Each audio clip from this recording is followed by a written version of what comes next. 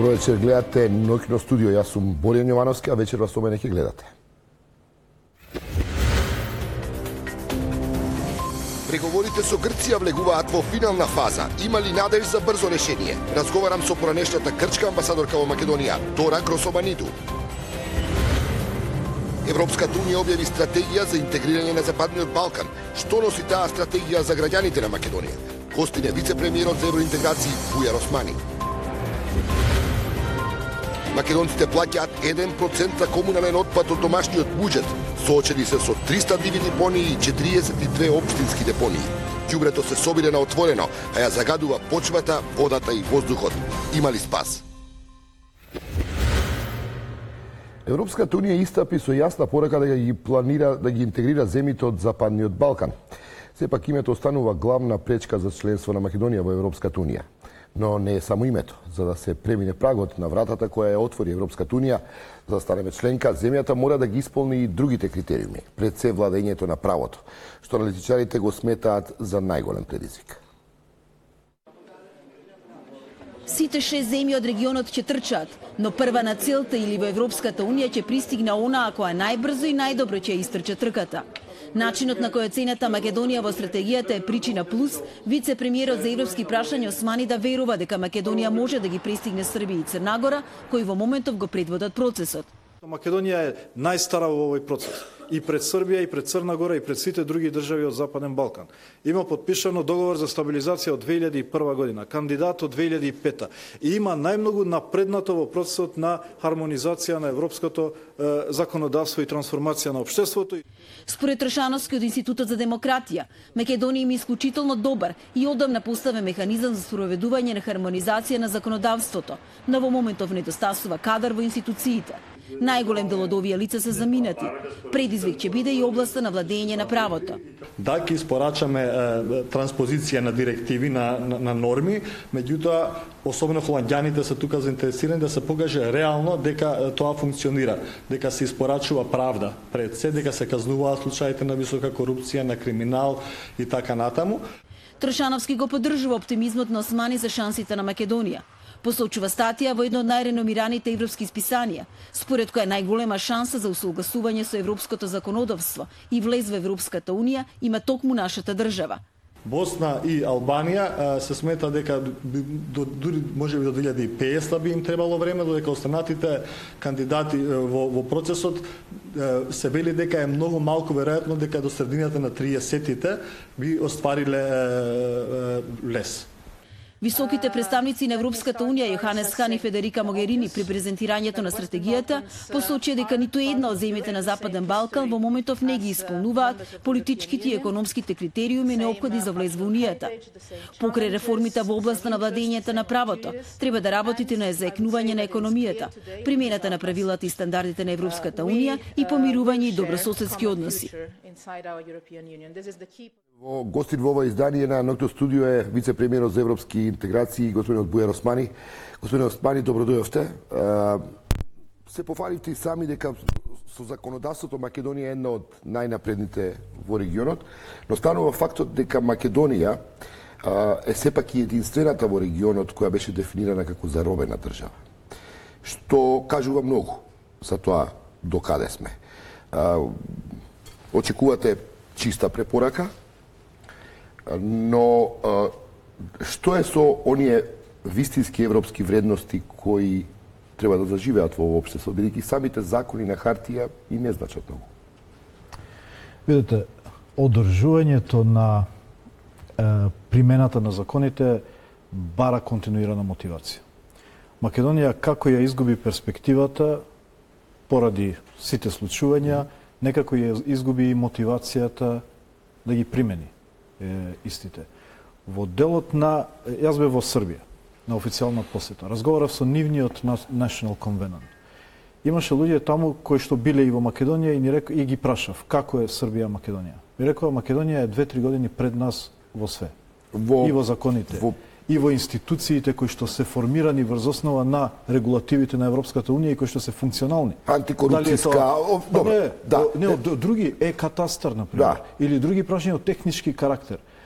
Да, ние имавме проблеми со заробена држава во делот на правосудството. Меѓутоа, постојат голем број на институции и други делови од општеството кои што во текот на овој предпристапен период доста се напреднати. Комисија за антидискриминација, антикорупцијска комисија, тоа се важни работи кои беа дизајнирани и имплементирани во системот токму по препораките на Европската унија, но тие не функционираат.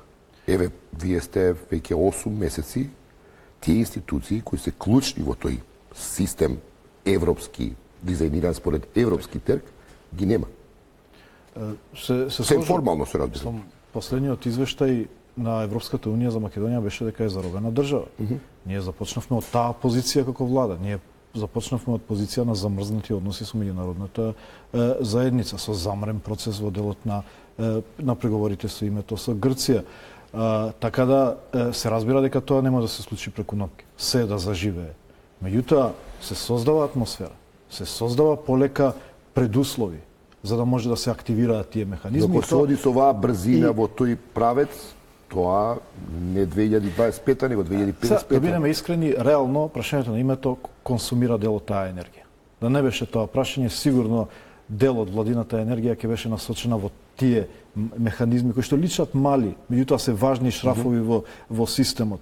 Меѓутоа ова со името ни консумира на сите. Еве, гледате, јас не можам една дебата да одам да зборувам за реформи без пола од времето да ми го одзима прашањето на името. Тоа исто ни се случува и во секојдневната работа. Така да овој систем хронично пати. Вие бевте дели од пиратата владеачка коалиција, таа што ја зароби државата. Тоа на вас е колку тоа одговорност преземате. Не би ве прашал, но хроничен проблем во Македонија е имплементацијата.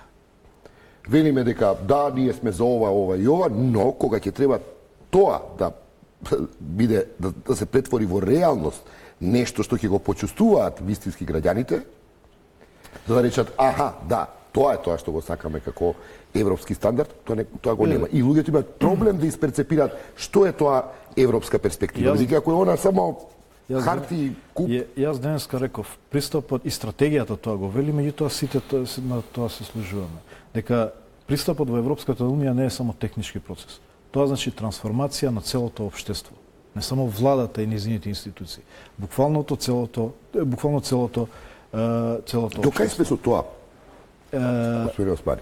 Мислам дека фактот што Европската унија во стратегијата предвидува акционен план, конкретно инволвирање во овие области кои што ги дефинираат како приоритетни, правна држава, фундаментални човекови права и добар менеджмент, управување добро со државата. Европската унија предвидува со стратегијата механизми, инструменти за блиско мониторирање на истите. Имаме, се согласувам, проблем во имплементацијата на законите, во прилагодување на однесувањето на луѓето со духот на законите. Дали се тие закони политички, дали се технички, општеството страда од тоа неможно пренесување на... Страда и идејата за Европската унија ја губи смислата. Меѓутоа, јасната перспектива некако го заживува тоа. И ние го чувствуваме ако правиме една анализа на токовите на државата. Кога сме имале појасна перспектива, веднаш тоа се чувствува во системот. Системот е поконцентриран, е пофокусиран. А паѓа фокусот, односно перспективата заради име, заради други прашања, веднаш некако излегуваме од патот. Затоа ја често го земам примерот, ние сме како точак. Додека вртиме, некако стоиме право. А застанеме, ние паѓаме како систем. Така да, добро е што оваа стратегија сега дава по-длабоко инволвирање на Европската унија. Перспективата ни е појасна, јас го чувствувам тоа во администрацијата.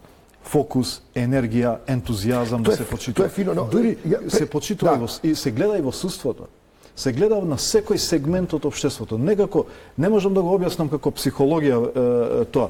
Меѓутоа се чувствува кај секој кај секоја индивидуа таа потреба да се биде дел од новите. Зборуваме за емоција, но да погледнеме малку како изгледа реалноста.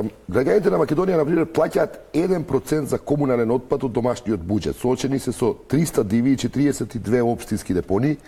Ѓубрето се собира на отворено, ја загадува почвата, воздухот и водата. За истите трошици со пари од Европската Унија можат да се изградат 6 регионални центри за управување со отпад.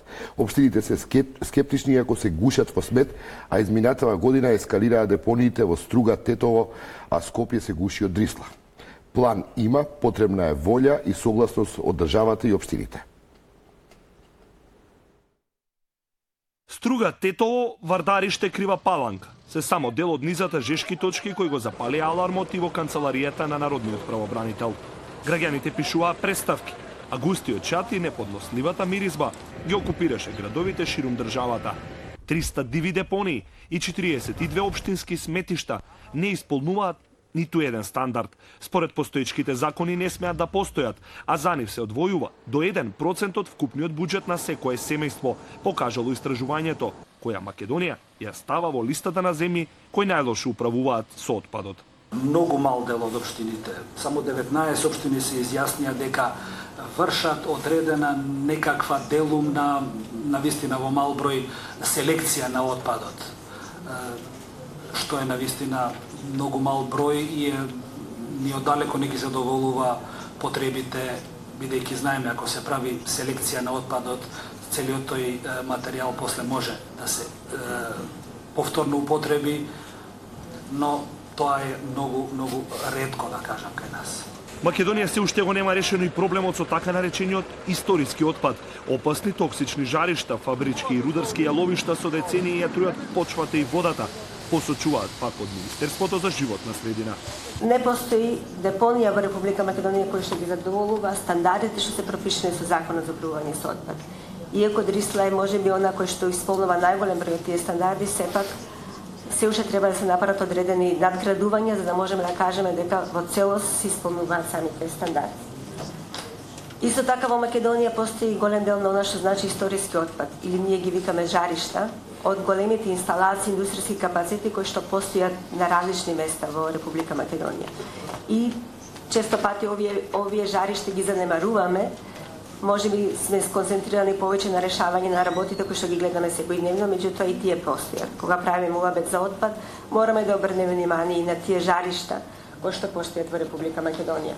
Единствената депонија која исполнува минимум стандарди е Скопска Дрисла, компанијата која се уште е казната дека горела опасен отпад во печката и го загадувала скопскиот воздух.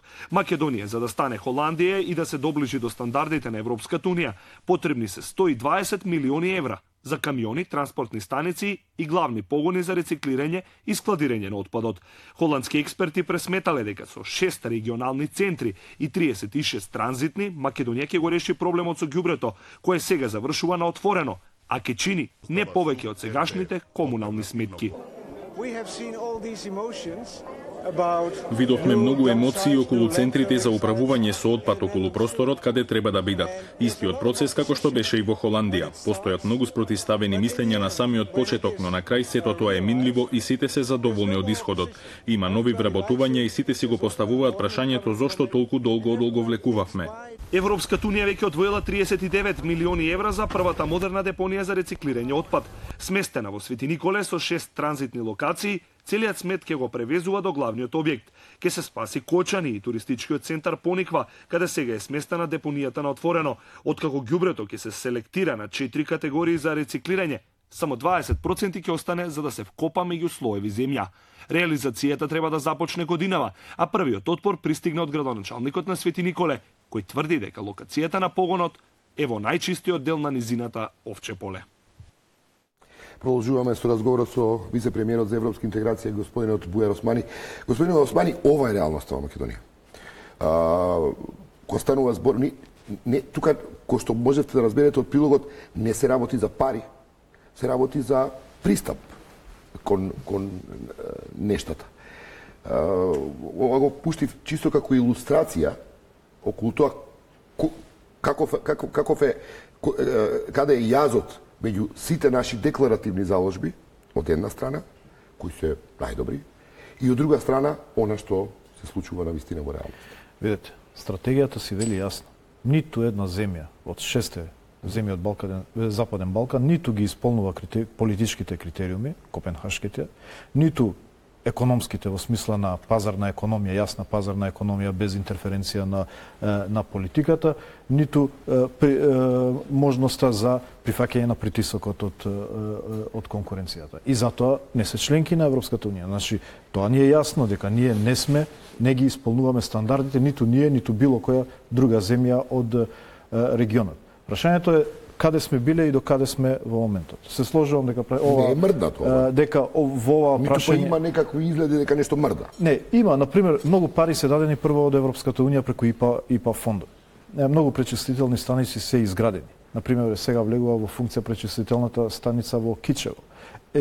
Се работи на таа во Прилеп. Има пречистителна во Тетово, во Куманово. Веќе одлучивме за Скопје пречистителната станица. Моето прашање е, кој ќе дојде Европска унија и вика еве ви пари направете го ова и тоа ќе се направи. Но ако тоа го нема, ние како да не сме способни да го направиме сами или како да не препознаваме потреба, дека тој стандард ни е потребен нам, не на Европската унија. Така е. Не, тоа сакам да кажам, еден од големите предизвици што ги имаме е одржливоста на овие проекти. Ние ќе ги реализираме овие проекти со пари од ИПА, меѓутоа ЕУ ќе се повлече, треба да ги одржиме. Еве веќе се соочува Кичево, размислува како ќе ги финансира трошоците од новата пречистителна станица.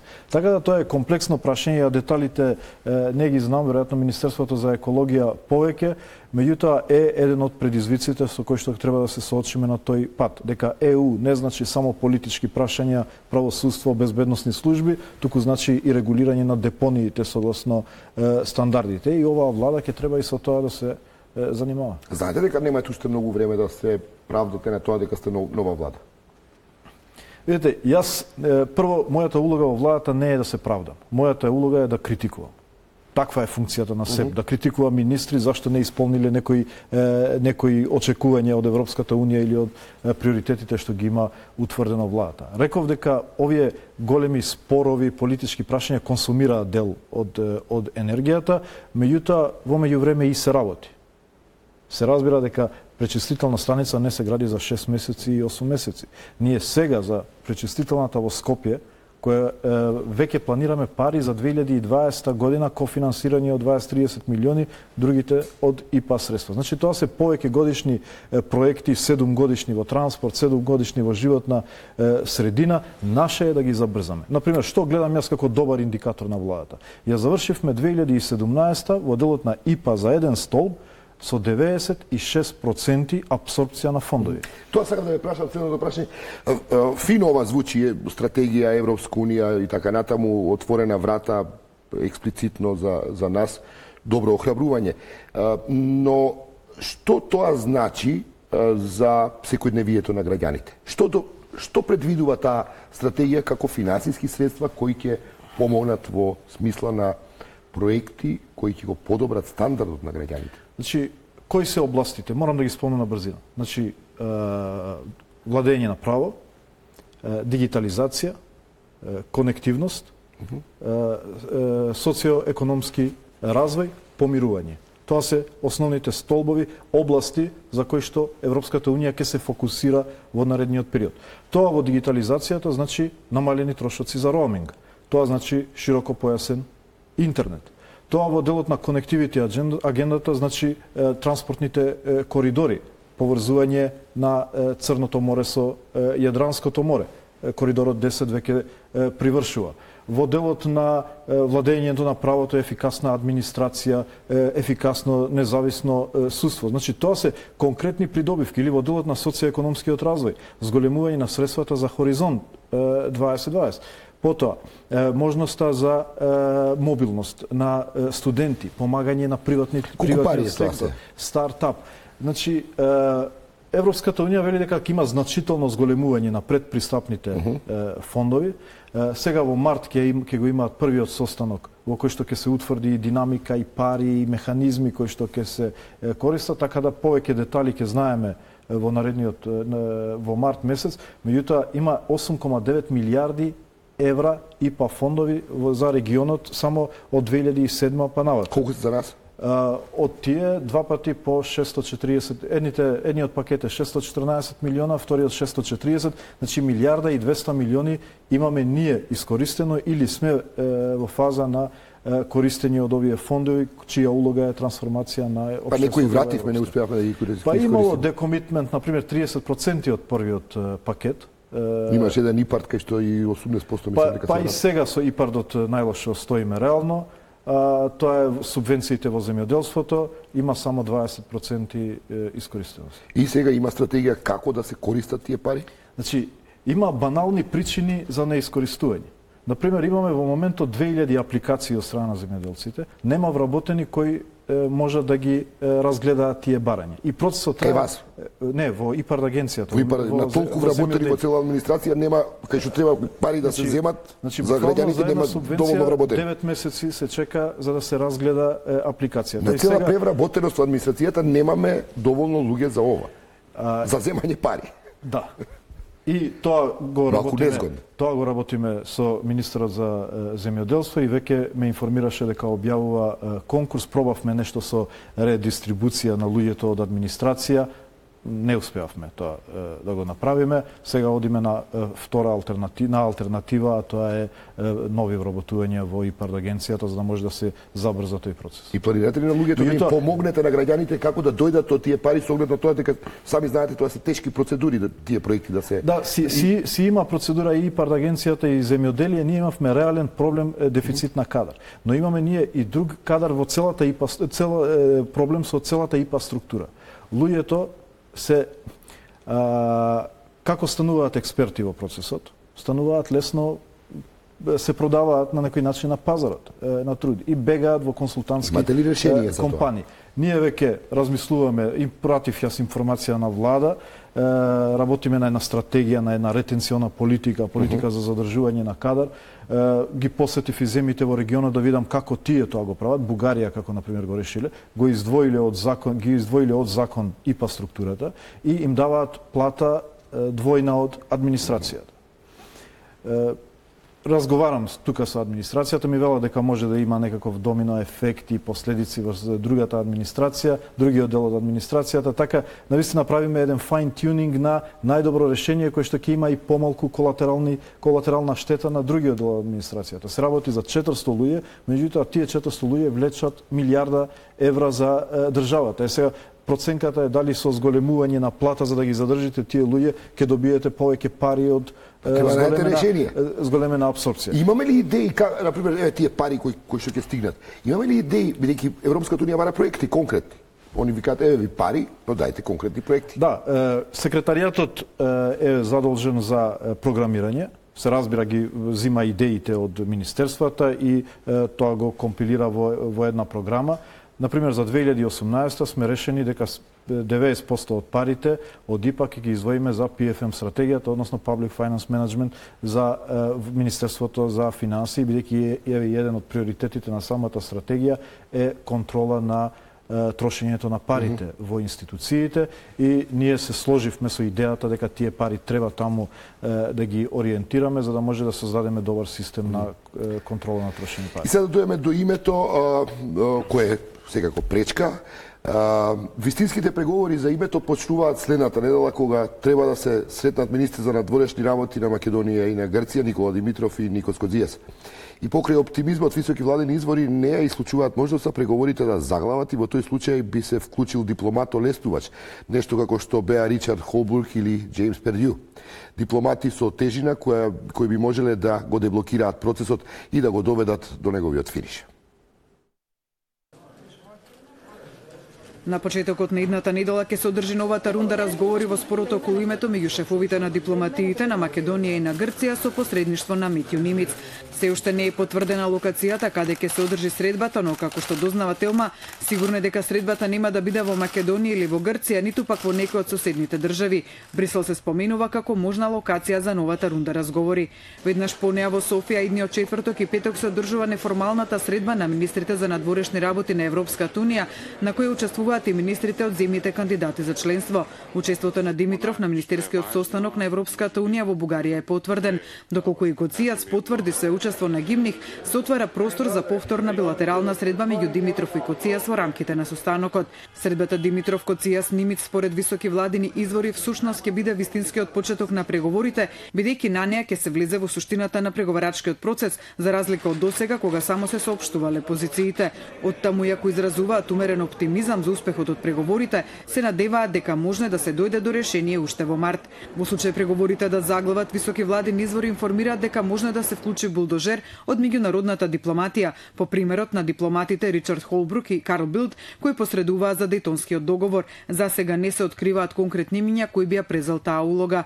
Инаку од Грција денеска повторно стигна потврда дека Атина не се откажува од барањето за промена на македонскиот устав. Грчкиот председател Прокопис Павлопулос изјави дека европската перспектива на нашата земја зависи од решението на спорот зимето, а кое може да биде решено само доколку не се инсистира на иредентизам. Павлопулос притоа порача дека Македонија треба да го смени својот устав за да може името да се реши без иредентизам. Премиерот Заев вчера повторувајќи го ставот дека за земјава е прифатливо сложено име со географска одредница, кажа дека промената на уставот не е опција за Македонија. Тој притоа рече дека македонската страна смета дека е можно да се постигне взаимно прифатливо решение во спорот, но останува на ставот дека достоинството и идентитетот се важни работи. Преговорите со Грција, како што рековме, влегуваат во финална фаза. Има ли надеж за брзо решение? Разговаравме со поранешната грчка амбасадорка во Македонија, Дора Гросманитко.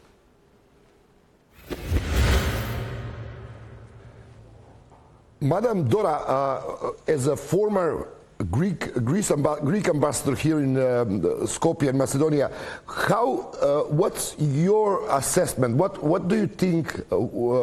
How the process will go further?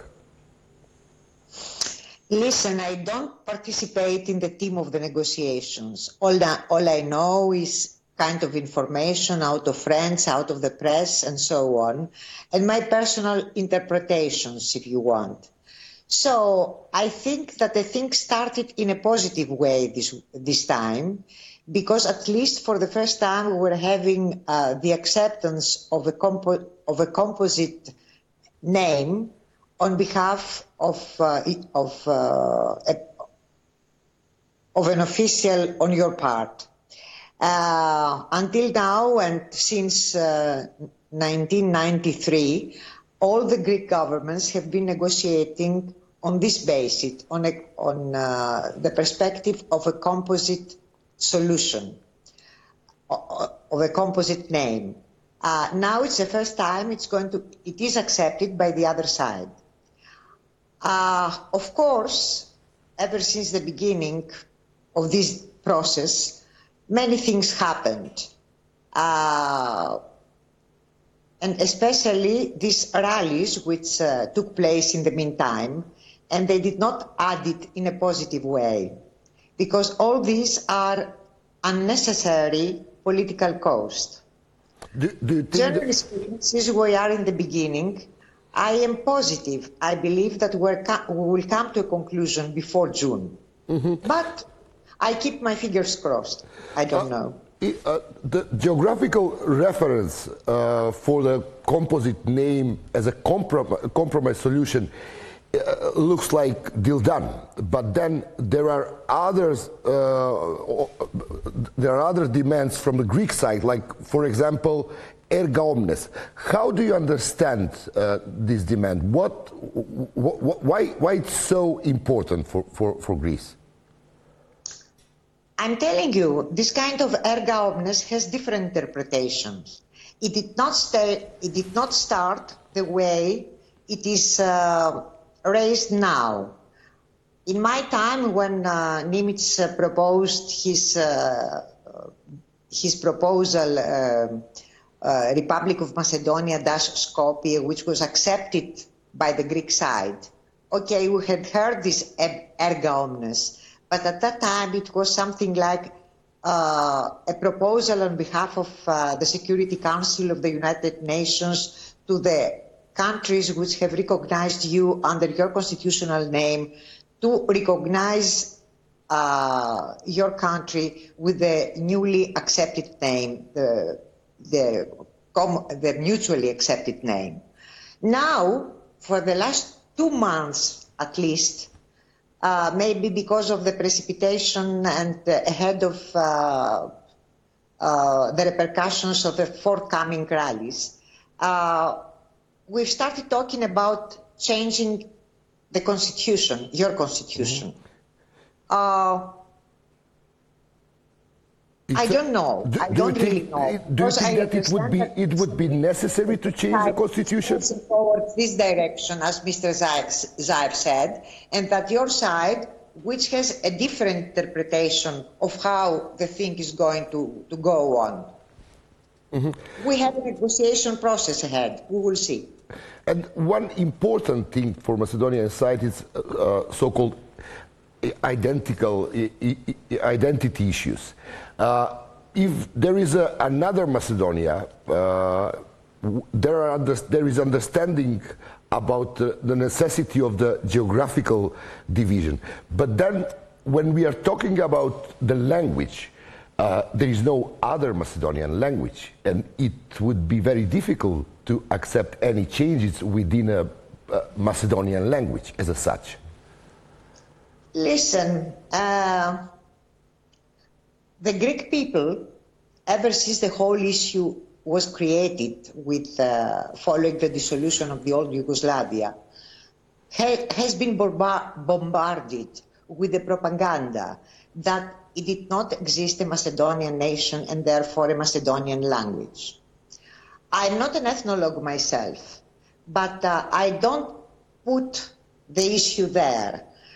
Since we have a problem with your name and you have the disposal to talk about this, and since we're talking about a composite name, the second name is going to be Macedonia, either in Cyrillic alphabet or in English or whatever. So this is what the Greek nationalists did not like. That's why they did not like a composite name with including the word Macedonia or Macedonian, because they wanted to exclude the national dimension of your Macedonian language. But I hope we're not there anymore. I hope. It's my personal hope. And one last question, Madam Grosovanidou. What do you understand by irredentism in Macedonia? The constitution was changed a long time ago in order to eliminate all suspicions about the possible irredentism in Macedonia. Here we are listening to analysis of the type of your preamble which refer to the Kruševo Declaration. And there I understand there is a dimension of unifying, let's say, the whole Macedonian people of the area. And secondly, about a particular article which is talking about the liberalization of territories which belong traditionally to the whole area of Macedonia. But it was changed, the protection of national minorities. I know. We have changed We have recently had this declaration and statement made by former foreign minister and professor of constitutional law, Mr. Venizelos, who said that even by signing and deposing the interim agreement in the United Nations, all those references of your constitution are included there. That means that you have recognized that you don't have, let's say, views or intentions to conquer whatever territory of your neighbors, or let's say to protect the rights of people who are self-determined as Macedonians in neighboring countries, and therefore this interim agreement has the form of an international agreement, and that prevails to your constitution. So there is no reason to talk about that anymore. Okay, thank you very much, Madam Dora. Have a nice evening. И за крај повторно се враќаме на мојот гостин, вице-премиерот за европски интеграции Бујар Османи.